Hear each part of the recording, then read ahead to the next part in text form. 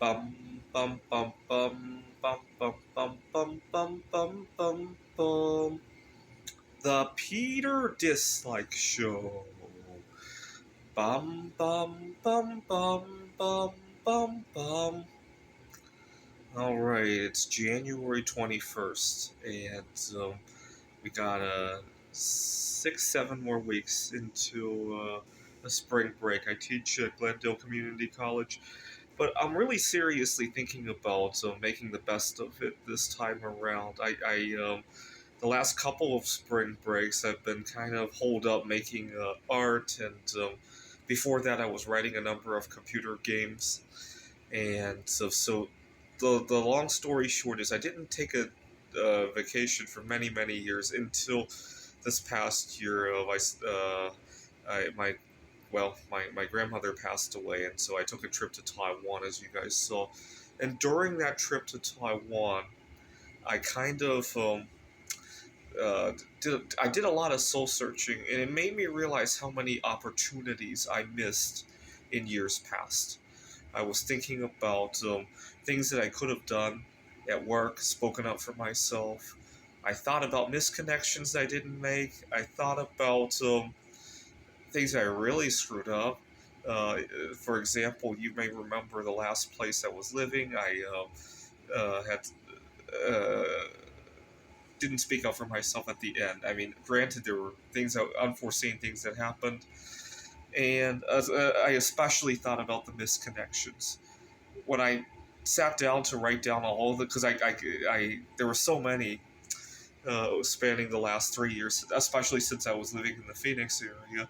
When I wrote it all down, I needed both hands and both feet to count all of the misconnections that I had missed, and so I.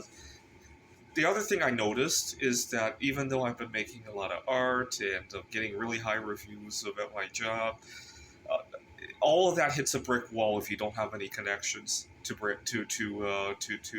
network from, right?